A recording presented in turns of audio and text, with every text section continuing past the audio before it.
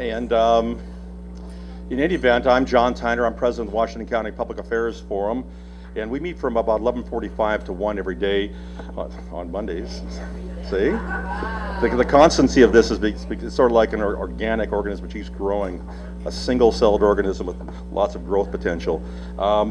We're near the Evergreen movie theaters in Hillsborough, and it's a public affairs forum open to the public, but members only get to ask questions. That's a microphone there, and this is a crowded forum today, so we have these little signs.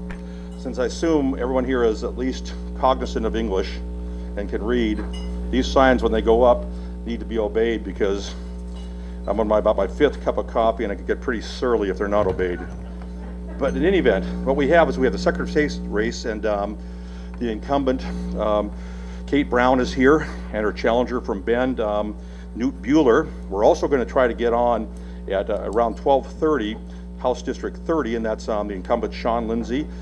And then his Democratic challenger, Mr. Gallegos, Joe Gallegos, and then we have a challenger from a third party, Mr. Marcos, and I think we'll go in inverse order to what I just gave. At 12:45, House District 28 comes in, and that's the incumbent, Mr. Barker, and his challenger, Manuel Castaneda. So rather than give introductions which I think are cute and which may be just odd, I'm going to let the candidates introduce themselves. And first one, and we're giving the Secretary of State's office 10 minutes each for presentation. And the first one called the incumbent Kate Brown, and then we'll follow with Newt Buehler. Then the questions, again, from forum members. And the form of the questions should be concise, lucid, and germane. Since those are multi-syllable words, I'll explain it real easy. Short and sweet. Ms. Brown, would you like to speak?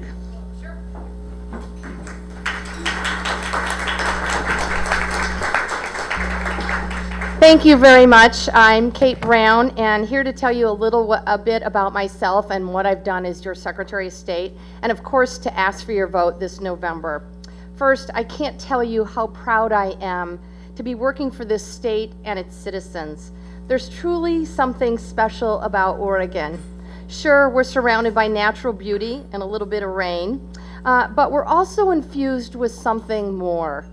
A progressive spirit and a trailblazing nature, a sense of community, and a commitment to democracy so profound that we have come to lead the nation in its practice. From the bottle bill to ensuring coastal access to everyone, from urban planning to the citizens' initiative process and vote by mail, we have shown the rest of the country how it ought to be done. In fact, with my help just a little over 20 years ago, Oregon was one of the first states in the nation to pass family medical leave so that all of us could take care of our loved ones without worrying about losing a job. That battle and that victory were what propelled me into public service. And still today, I get up every single morning determined to keep fighting for what is right and just, for the values of decency and fairness, and for that legacy of innovation and leadership that we hold so dear here in Oregon. Now, I'm sure some of you are thinking, okay, Kate, that sounds great, but come on, what does the Secretary of State do, and what does it mean to me? So let me tell you what a Secretary of State can do and what I have done. Number one, using the auditing power given to the Secretary of State, I work to ensure that our taxpayer dollars are managed in a way that's transparent and accountable to Oregonians, and that state programs fulfill the priorities they were designed to meet. Yeah, thank you. Thanks, John. In my first term, our audits identified more than $180 million in savings that can be directed towards schools, healthcare, and programs for seniors. And because I was determined to do more than just produce a big stack of reports that sits on a shelf, our audits division, for the first time, goes back to state agencies by doing follow-up audits to make sure that our recommendations are actually being implemented. Second, to help small businesses, the engine of our economic growth and the backbone of our healthy communities, we audited our community colleges and workforce development programs to ensure that education and training programs match the skills that employers need. And recently, we launched an online one-stop shop so that innovators can find what they need to establish and run a business in Oregon without getting bumped around from state agency to state agency or running up against a mountain of paperwork and a sea of red tape. Why does this matter? Well, because in Oregon, thousands of patents are filed each year. In 2010, on a per capita basis, Oregon was home to the second highest number of innovators filing patents in the nation. These are innovators with ideas, and I want to make sure that they start and grow their businesses right here in Oregon. Third, we're doing some really exciting, exceptional things here in Oregon to strengthen democracy itself. The role of the Secretary of State is to help eligible Oregonians vote, regardless of political philosophy, and to ensure the integrity of our election system. I've done both. I'm proud to say that we've had more than 160,000 Oregonians use a new online voter registration system that me and my team implemented. It saves taxpayer dollars and makes our voter rolls more secure. And everyone knows that the internet is not just for younger Oregonians. I find it very exciting that we've had 195 Oregonians between the ages of 90 and 99 use the online system. We've also piloted the use of iPad technology to help voters with disabilities and military and overseas voters cast their ballot, the first state in the nation to do so. Additionally, yeah, you can give Oregon applause, we're also working to crack down on fraud and abuse in the paid signature gathering process for ballot initiatives. We don't have a problem with volunteers who gather signatures, but when big money gets involved, we do. And that's why we've changed the law in two important ways. Number one, chief petitioners are now held responsible for ensuring that their paid signature gatherers comply with the law. And second, individuals who have been convicted of fraud, forgery, or ID theft are not allowed to be hired to be paid signature gatherers in the first place. Because of this, Oregon now receives the highest grade in the nation from the Nonpartisan Ballot Initiative Strategy Center for ensuring transparency, fairness, and integrity. So this is my record and some of what I've accomplished as your Secretary of State. So why does the race matter, and why does it matter to you?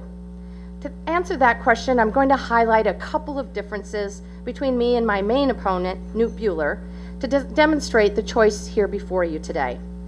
As your Secretary of State and as an American citizen, I see the prevalence of big money in politics as a threat to our democracy. With the current Supreme Court ruling in Citizens United, elections at all levels can be swamped with cash. Case in point, I don't like what's happening in the presidential race right now, with super PACs and shadowy billionaires spending lots of unregulated money in an attempt to buy an election. We need to get the big money out of politics, and I think something ought to be done about it. That's why I challenged Knute Buehler to join me in limiting our campaign spending to $1 million each in this race. Sounded like a lot of money to me, but apparently didn't sound like enough money to Dr. Buehler, because he scoffed at the proposal, calling it a joke and a gimmicky idea. Why do you need to know this? Well, if you agree with me that we need to do something to get the big money out of politics, I'm the only one willing to do something about it. And two, you're going to hear Dr. Buehler claim to support spending limits. Ever since he came on the scene as an advisor to Ross Perot's presidential campaign, the single most consistent position he has taken has been limiting campaign spending. It's a position he's repeated around the state on billboards, just as he's spending likely record-breaking money in the Secretary of State's race. I think it's really important that voters can trust someone to say what they mean and mean what they say. And his reversal raises a legitimate question about whether Oregonians can trust what he says in this campaign. It is also important that your elected officials have the skills and the experience to do the job. As business owners and employees, many of you know this better than anyone. The Office of Secretary of State is not an entry-level position. You have to run the audits division, you have to run the corporation division, and fair and nonpartisan elections. You also must be prepared to step into the governor's office on day one. I would never dream of stepping into Dr. Bueller's operating room to perform orthopedic surgery. And I don't know why anyone stepping into this would think of stepping into the second highest office in the state to oversee all of our elections without a single moment of experience in elected office. But that's the situation we find ourselves in with Knute Buehler. So here's what I would like you and your family and friends to know. Number one, I will continue to be your watchdog to see that state government is accountable for your tax dollars. As the Oregonian reported, the savings found by my audit division in 2010 were the best by far of the past decade. Number two, I will continue to support our small businesses as a way to rebuild and support our economy for the long term. I've done this using the power of the internet, and next on my list is to create the Office of Small Business Assistant using existing resources so that you have a dedicated advocate, someone to go to bat for you when you need help. And number three, I'm the only one committed to getting the big money out of politics. And in this election, I was the only one willing to do something about it. So I will end where I started. Oregon is a special place with a remarkable spirit of innovation and progress that leads the nation. What I need from you today is help in defending that progressive spirit we have created here in Oregon and to keep it moving forward. Our state motto is, "She flies with her own wings." Let's keep it that way. Thank you very much.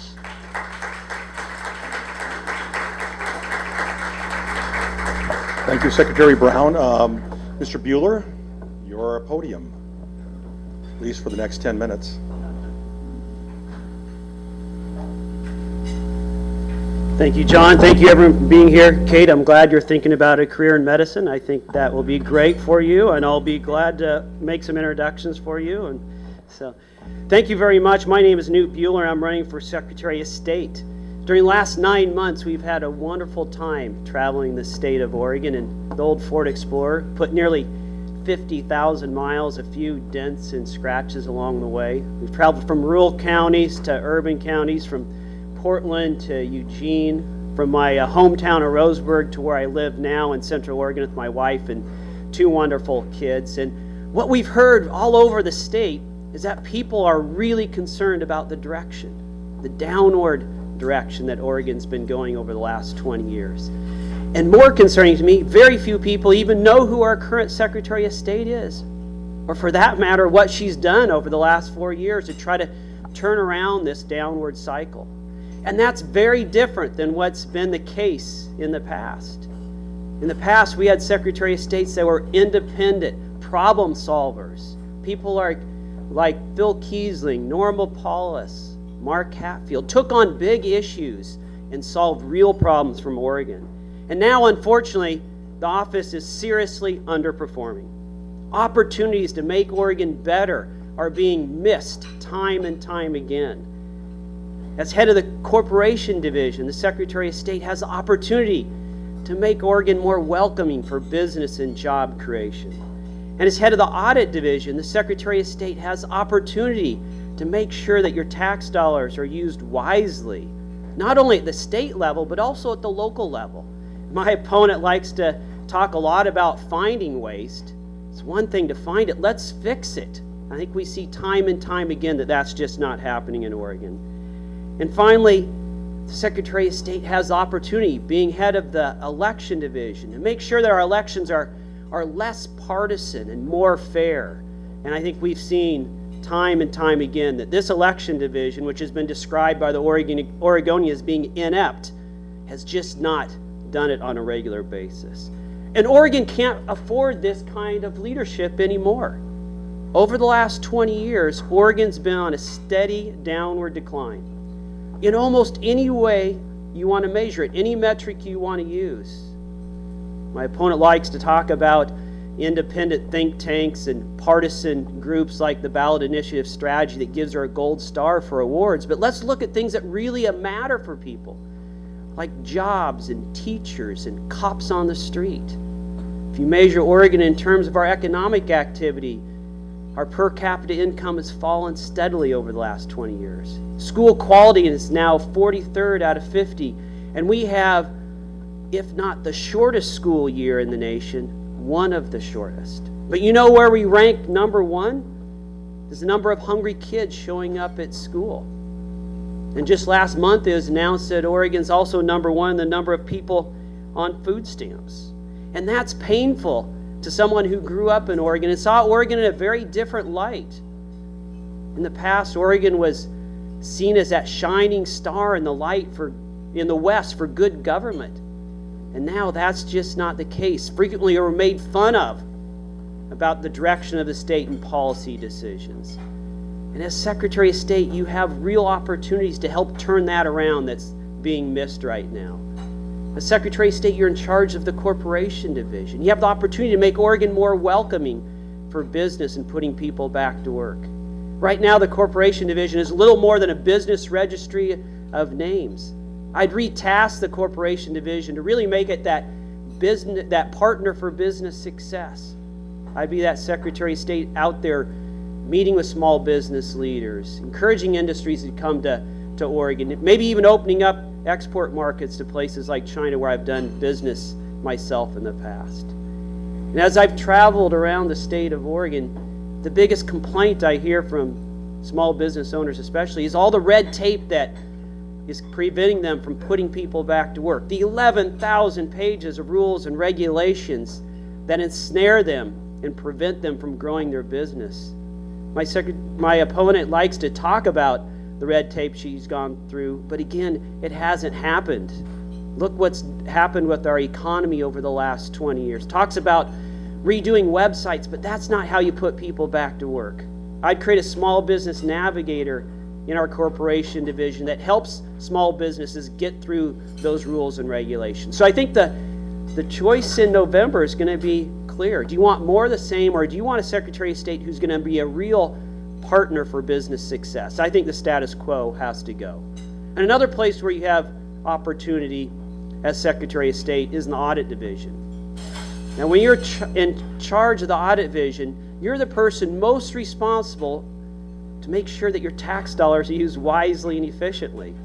Do you think that's being done right now? I don't. Just look at the examples out there. Department of Revenue, who gives someone a $2.1 million tax refund for someone who's barely paid taxes in the past.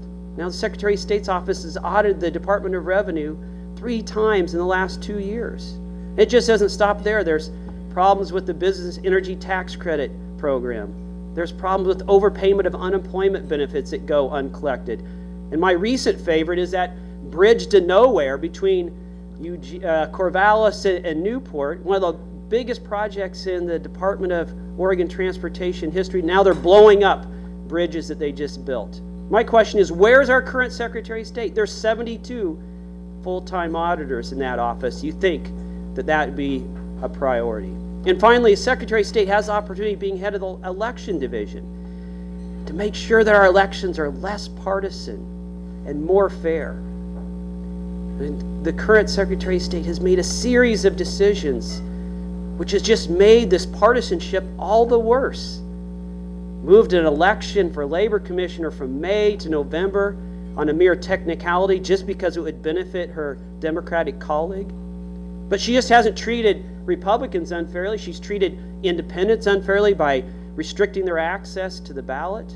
She treated minor parties unfairly by changing the way they appear on the ballot. And most concerning to me, she's clamped down on the ballot initiative process so much that only high-priced union leaders and corporations can use that political heritage that is so important to Oregon. And I've used that in the past to get meaningful campaign finance reform and trying to open up our primary elections to independents and minor parties.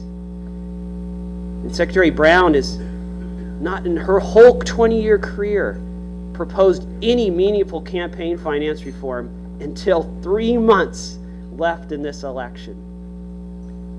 Why didn't she do it in her 20-year career? Why didn't she do it at the beginning of the campaign? Why did she do it after she dismissed her finance manager and after I was out fundraising her? People see through those kinds of hypocritical partisan games. Even the Oregonian called it self-serving and a desperate attempt. We need to have a different culture in the election division, someone who's going to treat people fairly and actually come up with meaningful policy. Now, I said it before and I'll say it again. Our Secretary of State's office has been seriously underperforming. We can do so much better. Better for our schools, better for our small businesses, better for putting people back to work. We just need a different type of leader. Now, I'm not someone, legitimately, who's been sitting in Salem for the last 20 years, voting the party line while taking millions of dollars of special interest money, and all the while raising your taxes by billions to pay for it all. I'm not that type of leader, and Oregon doesn't need that type of leader. I have plenty of experience on how to turn this around. In fact, I have more experience than my opponent for this office. I have an educational background that has a master's in politics and economics. I have executive experience where I've managed 170 employees and sat on the board of directors of some of the largest companies in the state. And I have real life experience on audits and elections and in corporation division that would come into play. So if you're like I am, and you're tired of the direction that Oregon is going, if you want to stop this 20-year downward slide, if you expect more out of your state government, then please support me, Dr. Newt Buehler, for Secretary of State, and we'll get Oregon working again. So thank you very much. I appreciate your time.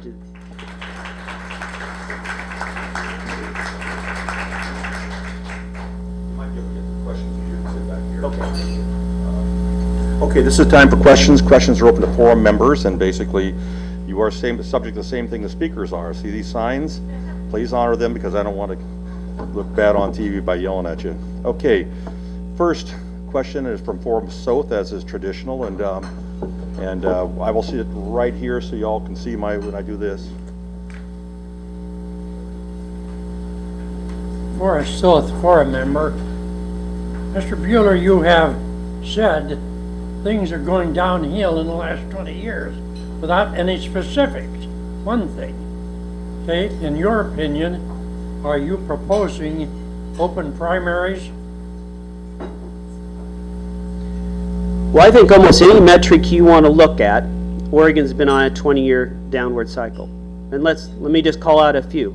Oregon's routinely ranked 43rd out of 50 in state-by-state economic comparisons.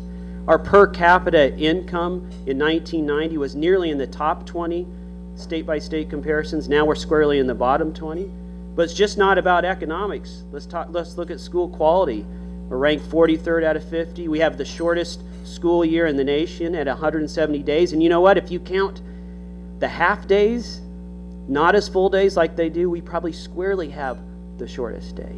And then let's look at the number of hungry kids coming to school. Ranked number 1, U.S. Department of Agriculture rankings. And just last month, we were ranked number 1 in the number of people on food stamps. I think that's quite a bit of data right there to show Oregon's downward cycle. Unlike my opponent, I've been on the front lines working to solve problems for Oregon families for the last 20 years, and it's been an honor and delight to do so. From the passage of family medical leave, to creating ORSTAR, the transparent campaign finance reporting system, to new ethics legislation for the first time in 30 years, I've been working to solve Oregon's problems. In terms of the question, open primaries, I do not support opening the top 2. Because it creates a closed general election, and it eliminates minor parties having access to the ballot during the general election when most people vote. I do support, and this is where I differ from my party very respectfully, the Democratic and Republican parties opening their primaries to non-affiliated voters. I think it's an opportunity to encourage and engage those Oregonians who are not a member of the party. John McWilliams, forum member, Dr. Buehler, and thank you for being here and sharing your time with us, Secretary of State as well. My question deals with the people who work in restaurants and motels and hotels and places like that. They get a minimum wage. So how are you on the increase in the minimum wage to Oregon and its effect on businesses or not effect on businesses, or what's the situation? But anyway, could you talk about the minimum wage increase that is being proposed coming up?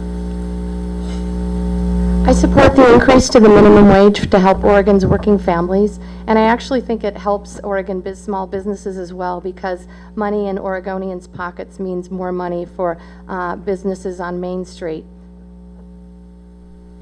I think the Oregon voters have spoken about the minimum wage, and I think we need to respect the will of the voters. But I think we also need to look at all the things in Oregon that decreases or disincentivizes economic activity.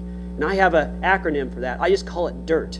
We have too much dirt in Oregon when it comes to our economy. And I mean, the D is delay, and the U is uncertainty, and R is excessive regulation, and then tax structure. If we really want to put people back to work and help working families all over this state, we need to have more job opportunities. And that's where the Secretary of State can come in and restructuring the corporation division and actually make it that partner for business success. And then hopefully people will have jobs that pay more than the minimum wage. Wouldn't that be great? Because that not only will provide more income for families, but also tax revenue for those things that we all know are important, like better schools and more police on the streets and better infrastructure. My name is Bill Kroger. I'm a forum member. Secretary Brown said that she had offered to make $1 million cap on spending. Unless I missed it, I didn't hear you address that, and I was wondering if you would, please. Yeah, I did address it. I addressed it in a couple ways. One, the Oregonian, I think, characterized it best when they said it was a self-serving and desperate plea made in the last 3 months of election.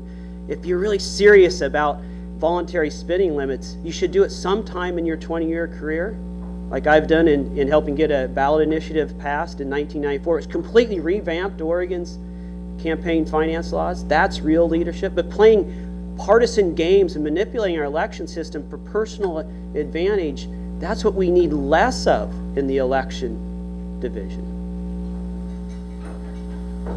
Actually, I've been the only one who's actually been successful in terms of the big money in Oregon politics in this race. In 2005, I met with a bipartisan group of legislators and led the charge to create ORSTAR, Oregon's very transparent campaign finance reporting system. Because of my leadership and the leadership of the legislature, Oregon has one of the most transparent reporting systems in the country. And frankly, any Oregonian can now go online and follow the money in politics. That was on the heels of the work group I put together in the late 90s to try and reach consensus about campaign finance reform, and another one, frankly, in my role as Secretary of State. It's time we work together to do something to get the big money out of Oregon politics, and I'm the one who has the leadership and the experience to do something about it. Barbara Wilson. I'm a member of the forum. Sorry, is the microphone on? Speak a little closer. Just come on closer. Okay. Your stump speech reminds me of material that I have read from ALEC. Are you familiar with ALEC? Have you had contact with ALEC, and have they supplied information for your stump speech? I'm familiar with ALEC, and no, they have not. The stump speech is I take full responsibility. It's created by my team and myself. And ALEC also has not given me any money. Very little of my campaign has donations have come from outside the state, about $30,000. Unlike my opponent, who in 2008, the vast majority, nearly 60%, came from big money. Or my opponent likes to talk about getting big money out of politics, but I think you just look at where her campaign was financed last time, by large special interests, public employees, unions, George Soros, and the like. ALEC is the American Legislative Exchange Council, a conservative think tank, and while my opponent may not be taking money from that particular organization, he's clearly mouthing the language of conservatives around this country on the war on voting. My opponent has said that he supports proof of citizenship in voter registration, and that he has questioned the integrity of Oregon's vote by mail system. There is no other way to interpret his comments than he supports the war on voting, the effort to suppress voter turnout across this nation. As your Secretary of State, I've worked to engage Oregonians through our implementation of online voter registration, through a very active project on National Voter Registration Day, working with the New American Voters Project to educate and engage all eligible Oregonians, because I believe that your vote is your voice and every single voice matters. Peter Bach, forum member. This is addressed to both candidates. Well, how about now? Yes. Okay, excellent. Now, what do you consider the single biggest challenge or problem facing the Secretary of State, and what will you do about it if elected, and try to be specific?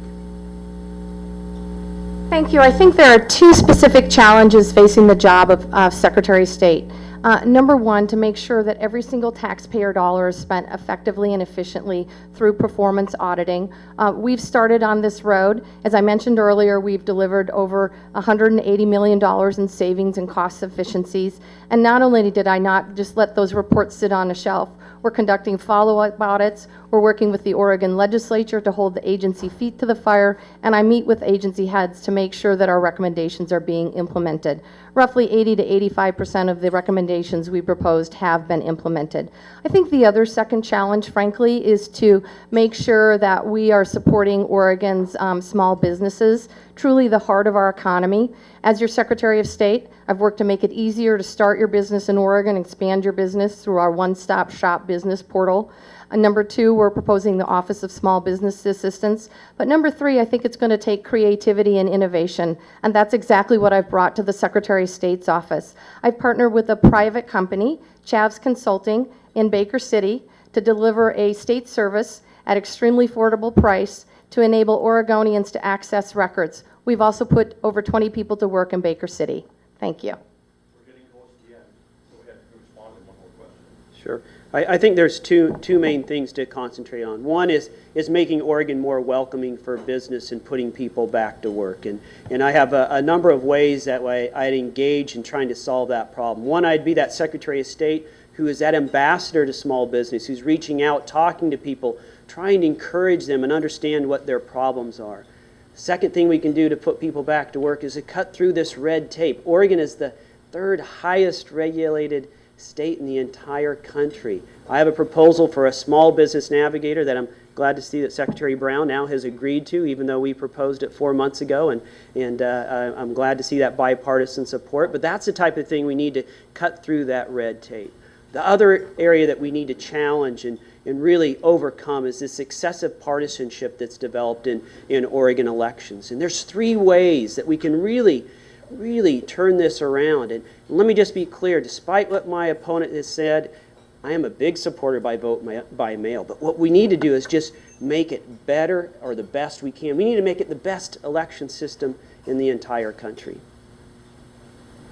Karen Packer, forum member. I don't think the mic is on, actually. I would like to go back to that vote by mail, and particularly your stance on providing voter IDs. Are you in favor of Oregon voters having to show voter IDs in order to have our right to vote? Thank you.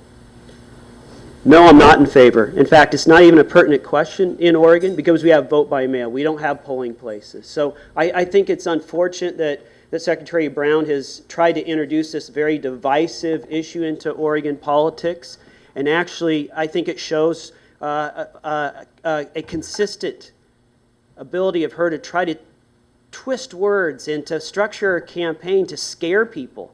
I don't think good candidates should try to scare people. They should talk about their record and their ideas on what they want to achieve. And I think certainly in Oregon, we actually already have voter ID in mail, in vote by mail. It's called our signature, and I think it works relatively well. Well, there better be, because I paid $55 to be able to ask a question. You don't get to ask it now, sorry. You can stay afterwards. Why? We're ha- But one person can hear it? We're happy to meet with you afterward. No, this is what they need to know about the illegal voting that is going on. Ma'am, I'm happy to talk about your concerns about illegal voting, but I want to respond to Ms. Packer's question that was earlier. My opponent said in May of 2012, quote, "We need to make sure that everyone who registers to vote in Oregon is going to be showing proof of citizenship and residency," end quote. That's the kind of language that has been used by conservatives across the country to bring the war on voting. He's trying to scare Oregonians into believing that the integrity of our elections is not secure, and it is. We have a number of security measures in place. We have investigated every single complaint, and the penalties for voter ID, for voter fraud, are extremely severe. In Oregon, it's a Class C felony, $125,000 fine, and it's a deportable offense. Since 2000, essentially vote by mail implementation, we've had 15 million ballots go out in Oregon. As a result of investigations, we've had 9 convictions, 2 of those on my watch. We investigate every single complaint. There are a number of security measures in place, and every single signature is verified. Thank you. Thank you, candidates. I appreciate your brevity and sticking with the limits. We've next got House District 30, and we have 3 candidates for that. And you just saw we lost some minutes. So each of you has 3 minutes of presentation and a couple minutes of questions. I invite Mr. Marcos up first to expedite entry. If the other candidates could come and just sit up here, you can probably get a little more time on it. So it was 3, 3, and 3. Mr. Gallegos will follow, and Mr. Lindsay will close with his 3-minute presentation. So if you want to come up here, you guys can regulate yourself. I'll let you introduce yourselves. You're first. Okay. Hello, my name is Kyle Markley. I want to thank the Washington County Public Affairs Forum for inviting me to speak today. I'm an engineer working at Intel, and I have been living in the city of Hillsborough for about the last decade. I am the Libertarian candidate in this race, so I feel I'm obligated to begin by talking about an example of something that I would get rid of. I would repeal Oregon's civil forfeiture statutes. Oregon law gives the state the power to seize and to forfeit property that law enforcement believes is involved in a criminal activity, even if the owner is not suspected of any wrongdoing. The law says the state can forfeit property even if it was unconstitutionally seized. The government can sell your property and then use the proceeds to fund the very agency that took your property away from you. In addition to creating this perverse incentive, civil forfeiture is an assault on your property rights. To succeed in the forfeiture, the government merely needs to argue that you should have known your property may have been used in criminal activity, and it does not need to prove this beyond a reasonable doubt. The only way to fix this gross injustice is to repeal the civil forfeiture power. Oregon's not alone in having this kind of power. To pick a particularly heinous example that should scare everyone, in 2001 in Pennsylvania, a district attorney tried to forfeit the home of an innocent elderly woman because drug dealers ran through her home while running away from police and tossed their drugs as they were running through. Obviously, it's an outrage for the government to have tried to seize her home in these circumstances, and it took her 2 years to fight the government off in this case. These attempts at civil forfeiture are horrible. We need to repeal this power. That's one of my issues. What about my opponents? Well, Mr. Gallegos is campaigning largely to increase public school funding, and I agree that public education is an important priority, but it already receives a lot of money, and just because it's a priority does not necessarily mean it must get more money. The real problem we have with public funding for education right now is PERS, and this is well known. The long-term costs of PERS were miscalculated a long time ago, and now we have to pay for that error. But I want to point out that I believe there's a larger problem here with the entire category of government management of long-term obligations. We must recognize that long-term liabilities of the government become a burden to be paid by our children and then by the unborn. In a system of representative government, this amounts to taxation without representation for those people, which is morally repugnant. It is wrong to force our liabilities onto our children and bind them into long-term contracts when they had no voice to object and clearly no capacity to accept a contract of that nature. My other opponent, Mr. Lindsay, is running on the economy and his support to expand the Oregon enterprise zones. This is a program that creates property tax incentives for people in certain regions of the state, but not everywhere. This creates an uneven playing field for businesses across the state, with certain areas being favored for economic development and other areas penalized and unfavored for economic development. I believe that legal equality is a bedrock principle of a free, fair, and just society. For more information on my candidacy, please see my website at kylemarkley.org, and I have a few handouts available in the next room. Thank you.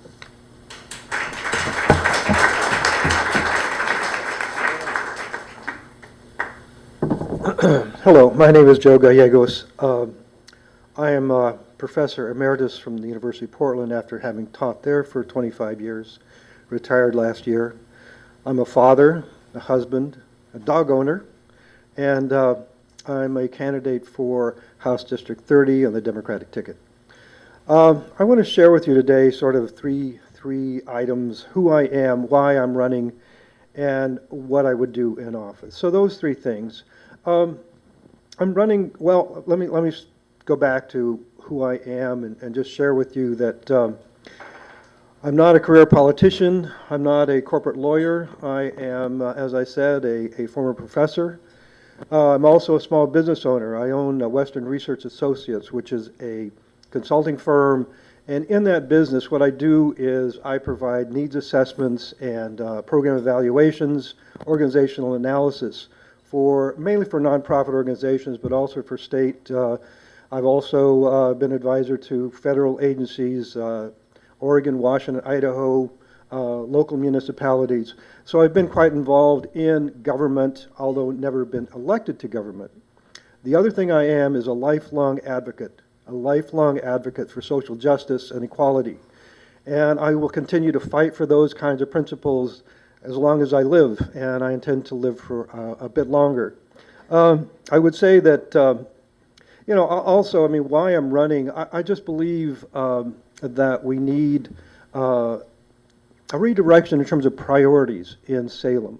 We really need to get priorities straight down there and focus on education. But my predecessor mentioned that I'm running on more money for education, and I think that's partly true. But I want to recognize that underlying our lack of funding for education, for services, and all of that really has to do with the need for budget restructuring. I mean, that's our real bugaboo, and that's what we really need to focus on in Salem. From that restructuring of our tax code, then we will see a better approach to funding our services in our schools. But I would also say that it's not just money. It's not just money, folks. It's also human resources. And so what I want to do is get down there and really think about and work with people around some creative solutions that would, thank you, that would capitalize not just, as I said, on creating money, but also making more effective use of the resources we have in the state, which are working families. So thank you very much.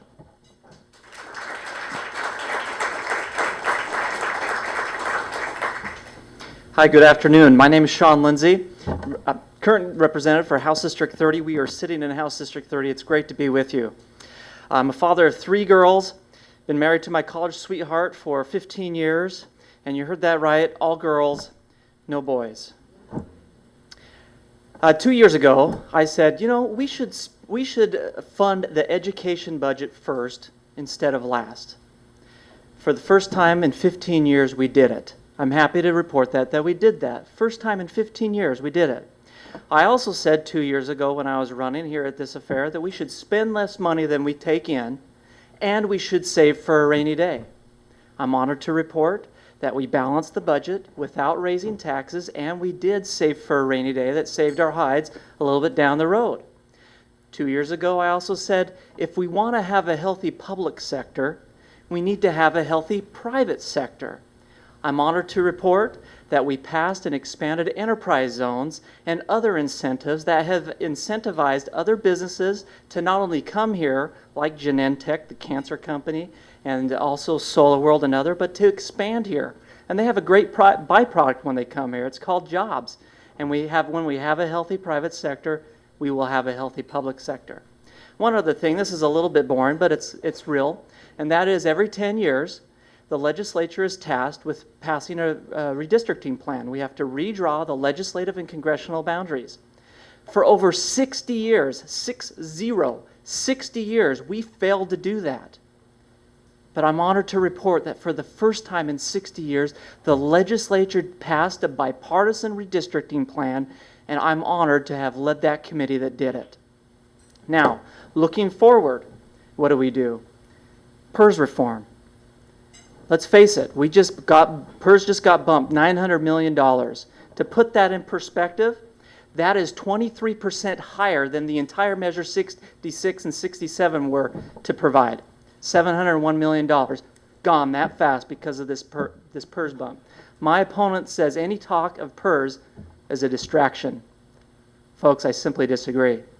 If we want to go down the road that we've been on, we can stay with the status quo. If you want to continue on the bipartisan progress that we've made, we can stay on this road, continue down the road. We have a very, very important decision to make this November. I hope that you'll join me. I hope that I can earn your confidence. I hope I can earn your vote. It's an honor to be with you. 2 questions, Lois and Kathy Stanton. Lois? Okay, this is for the 3 of you, whoever is elected.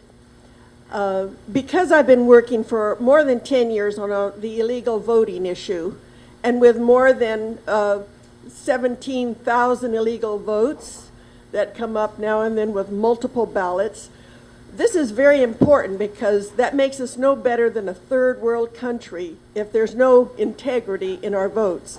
So the 3 of you, will this be something of importance for you to address in the legislature? I'll address that, and I'd like to hear my opponents address it as well. They haven't made any recorded comments on that, so I'd like to have them answer it as well.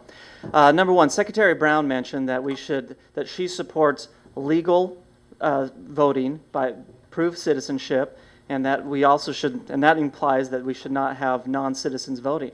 That's the law as it is today.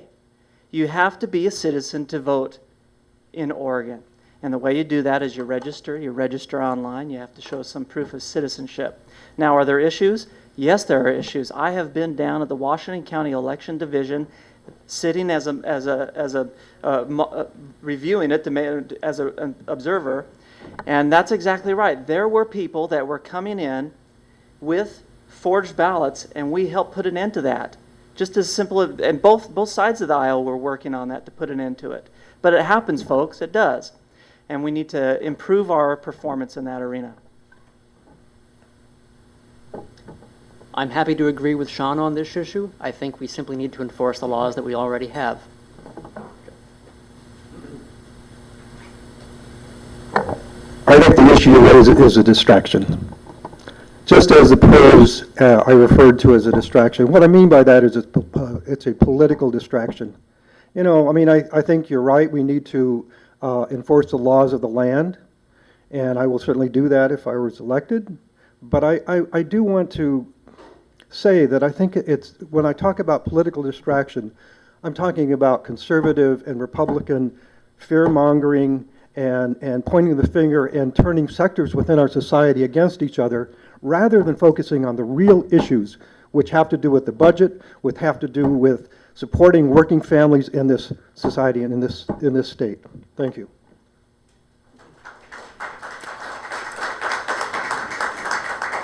Thank you. Kathy Stanton, forum member. My question has to do with legislation that did not make it through the previous session, and it might have been in the one before that, but I can't remember that.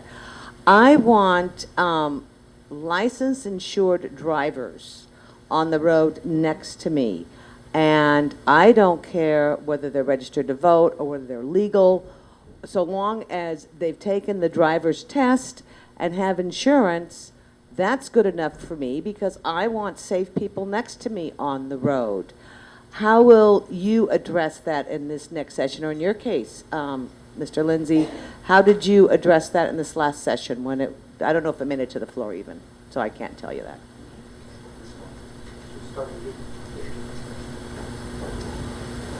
And I want the other candidates to address it. Yeah. I too want insured people on the roads so that if I get hit, that my car is taken care of. That vote, there was some talk about it, nothing came up on the floor of the House, so none of us really had a vote on it. I agree, we want licensed drivers on the road, so that's my point on it. It is already the law in Oregon that you need to be licensed and insured to drive. So I believe that this question is actually best addressed to a member of the executive branch for them to propose ideas that may be able to improve the rates at which people actually comply with the law. But from a purely legislative perspective, I think we're already done. And I would agree. I think as I said before, I would uphold the laws of the land, period. Thank you. You get the first one the next time out. At this time, we've got House District 28 and Manuel Castaneda and Jeff Barker. If you could come on up, and would you like to start, Ben? Okay, you have 4 minutes. 4 minutes. We were lost some time off yours because we've gone a little long, but we'll do the questions at the end. So just be aware that I'm here with the little sign. Thank you very much for the invite. I'm very glad to be here. I'm a small business owner here from, I guess, Aloha, Hillsborough. And I'm running for state representative for House District 28, which is Aloha and Beaverton. When we came here back in 1979 as immigrants from Mexico, it was a wonderful change from what we had left behind. A place with very little opportunity to a place with lots of opportunity. The roads look straight, things look clean, people showed up on time. What a change. Well, I was so blessed that I was able to build a business. Went to school here, Forest Grove High School, was able to build a business with a lawnmower and a pickup truck. I mean, I think we were hitting close to $8 million after a few years with almost no background. And then now today we mainly do soil stability, which is seismic upgrades for buildings and engineering projects that would deal with slide repairs and these things like that. I got concerned a few years ago because I noticed that the state was becoming very much difficult for the little guy like me. And I don't like that because we have something great like almost no one else in the world, and we're trying to shut it down. And we're shutting it down because the government folks that are there making laws are mainly driven by lobbyists, the unions, and the corporations. They really don't have their own take on things. Whatever they're told, that's what they do. And that's very sad. It's extremely sad. You have issues like PERS, for example, and they say, we're going to fix it, but they're on it themselves. I mean, this is not right. You can't expect real results out of there. I don't have any vested interest. I never aspired to be a politician. As a matter of fact, I don't trust most of them. I saw a survey that I think politicians, union bosses, and lobbyists, they're the bottom of the barrel. Why would I even want to go there? I'm just going there to keep an eye on them because they're making life very difficult for us. They are. I mean, I can give you example after example. I showed up at Hazeldale Elementary School to visit my 2 little girls, and I found one of them in an ESL class. I went out there and asked him, why is Stephanie in ESL? They said, well, she was put there. But why? She hardly ever speaks any Spanish. She can't even communicate with her grandparents. They don't have an answer. They sent me to the Migrant Intake Center in Beaverton to ask for permission to move her to a science or math class. And I don't want to do that because she's not a migrant. She's a U.S. citizen. She was born here. This is a disgrace. We have about 30% of these kids that are not moving ahead because they are put in this program so they can get more money. We have to change priorities, and it cannot be all the time about the money and your own personal interest. We have to change and see that the kids are the priority in education. And actually, the system doesn't work all that bad. It works pretty good for about 50% of the kids, but that shouldn't be good enough. It works almost 100% for the people that work there. They get pretty good pay and great benefits, but it's the other portion that we're missing out. And it's going to take someone like me or someone else. It could be any one of you, as long as you don't have that vested interest in keeping the status quo. You need people from the outside. And if you're hanging out with folks about trying to fix education or fix jobs, and you just hang around the same little group all the time saying amen, amen to everything, you're not going to get anywhere. We need new ideas. We need people that are willing to come up with things that have not been introduced before. And I'm willing to do that. I don't have anything to lose. I only want to help. I want to go there to do something, not to be someone. I don't need to do that. Thank you very much.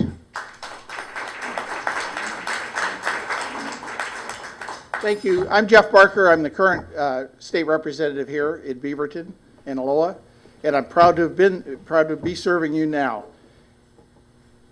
Just a little background about myself. I'm born and raised in Portland, attended Benson High School, graduated way back in 1961. And when I graduated from high school, I fulfilled what it was a family obligation, the way I was raised, and that was we had to do service in the military. I joined the United States Marine Corps. I'm proud of that fact, and I'm proud to claim the title of United States Marine. When I came back, my dad died while I was on my first enlistment, so I came home, helped my mother out a bit, and I signed up and went to Portland State University. The GI Bill kicked in a little later. My wife, I got married to my wife, who I jokingly call my first wife. We've been married 46 years last month. And she helped me get through school as well. I graduated from there, and I went to work with the Oregon State Police, public service. I worked for the state police for a few years and decided I didn't like their internal politics, and I went to work for the City of Portland Police Bureau, where I retired in 2001 as a lieutenant. I have deep roots in Oregon. My dad was born in Grants Pass in 1892. He was the son of late pioneers to Oregon. And as far as the job goes, I mean, if I thought all politicians were slimy and so on, I wouldn't be there. I went down there and I worked in a bipartisan manner since I've been there. I enjoy a great reputation as being a moderate down there. I vote by heart. I don't vote to win the next election. I've tried to talk to people about let's look down the aisle a few generations, not next year. I'm worried about my 3-year-old grandson. I want him to have a great Oregon, not just my kids or not just me. I moved to Beaverton because of the school district. I have 2 daughters, which I'm proud of. My older daughter went on through school, and I want to say they both got a great basic education in the Beaverton public school system. My older daughter went on and eventually went through law school. She's a prosecutor in Multnomah County, which as an old retired cop of 31 years makes me a real proud dad. My younger daughter was more of a hands-on kid. She used to help me work on my cars, adjusting the valves in the old Volkswagen and so on, and she kind of liked that. So she took a different path in life, and she went through the IBEW, the International Brotherhood of Electrical Workers apprenticeship program, and she's a journeyman electrician, and in fact is now the project manager out on the big build at Intel. And I'm really proud of both of them, and it's great to see kids go both directions and be successful. I have to attribute a lot of that success to my wife, who stayed home, was a stay-at-home mom, and raised those kids while Dad was stuck on holidays and weekends and night shifts working with the police department. It's been a great honor to be down in St. Serve, and I'm telling you that I really work across the lines. It makes no sense to me to have the real partisanship where nothing gets done like they have in Washington, D.C. When Karen Minnis was in charge of the House of Representatives, I was the first Democrat in 14 years to be handed the gavel. She trusted me, knew that I was an honest person, and she made me chair of the criminal part of the of the Judiciary Committee. I was very proud of that. And then since then, I've been chairman when the Democrats were in charge. Last year, when it was 30-30, which we got a lot of good things done, I was co-chair with Wayne Krieger from Southern Oregon, and we had no issues in that committee. He and I were able to get that committee moving forward in a bipartisan manner, the way things should be done for the betterment of the people of Oregon. Thank you. Structurally, we're going to have questions for 1.5 minutes, that I'm going to cut us off, close, then we'll have questions as long as you want to, if the candidates are willing to stay. Chris Leslie. Chris Leslie, forum member. For both of you candidates, how do you explain the division of Republicans and Democrats, especially with the democratic socialist bent that we have today? Well, I'll take that nonpartisan question with the socialist bent. We worked very well in Salem together, as a matter of fact. When Wayne Scott was the Republican majority leader, he and I sat down every day and had breakfast together. Derek Kitts was another Republican who sat down with us and had breakfast together. In Salem, it's not like Washington, D.C., where we do work together. I voted for more cuts in the Tillamook Forest, which some of my friends didn't like. I tried to get Oregon moving forward. I'm willing to do that, and I'm willing to work across the lines because I've tried to blur that line. Thank you. Thank you for the question. I would go to doors on a regular basis, and I'm surprised that when they open the door and I tell them who I am, that I'm running for office, they say, "What are you?" Wow. I say, you know, the parties have done an excellent job of polarizing and dividing people. Wouldn't you think there was a better question than "What are you?" I usually tell them I'm a contractor, and they don't know how to react to that, so they forget about the question they wanted. But it's really sad, and they have. If you want to give the political parties some credit, give them some credit for dividing people really hard, so that they can use you as pawns. Don't let them do that to you anymore. If you put your faith in any one political party, you're going to be disappointed. Thank you very much. Washington County Public Affairs Forum is a public-spirited group that meets to explore issues of interest to Washington County individuals. Next week will be into pot. By that I mean the cannabis ballot measure and some House districts. We're going off now. Again, Washington County Public Affairs Forum welcomes the attendance of paid members asking questions. And Chris Harker is going to ask the next question, and we're off TV, I believe. Thank you. I am Chris Harker, representative from House District 34 and a forum member. Mr. Castaneda, thanks for sharing with us the story of your coming to the country and the success you have had here. Congratulations to you. We have a situation right now where someone who was in the position that you were in, I believe, graduating high school, an undocumented child graduating high school who gains admission to the university system here in Oregon has to pay out-of-state tuition. We have tried to rectify that in an issue that's called tuition equity.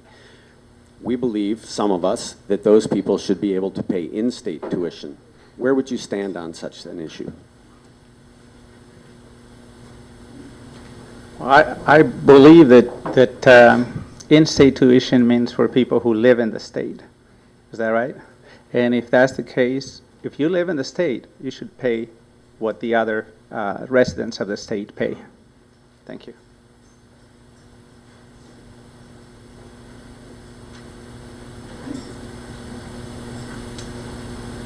I'm Barbara Wilson. I'm a foreign member.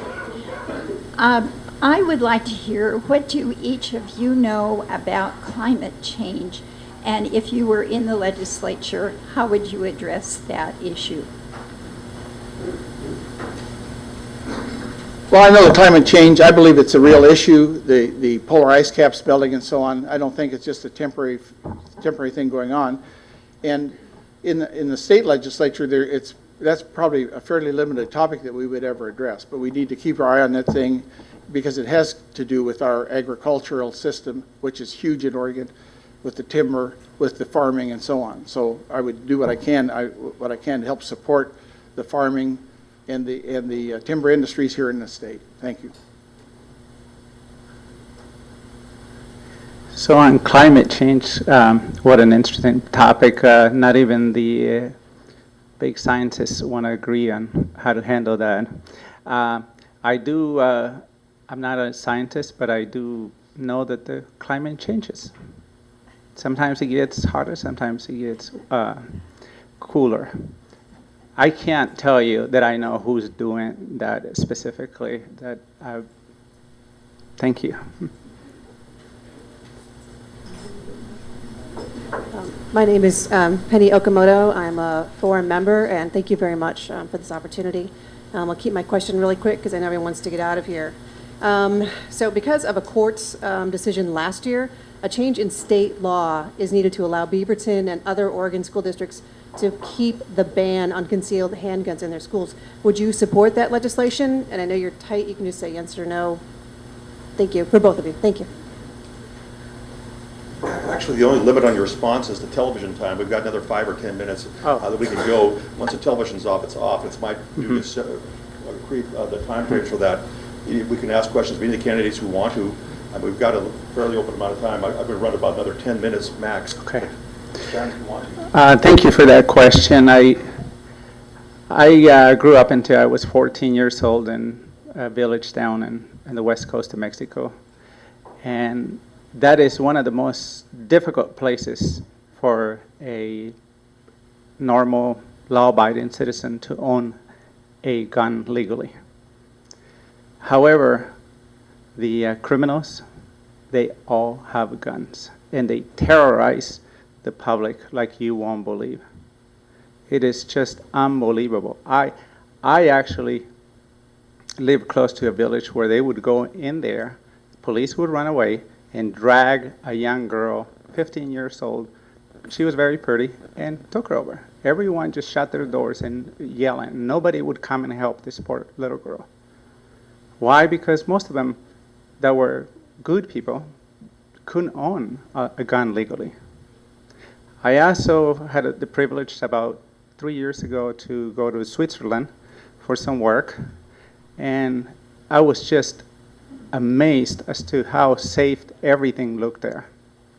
And that's the opposite of Mexico, where actually if you're over 18 years old, it's the law that you must own your own gun.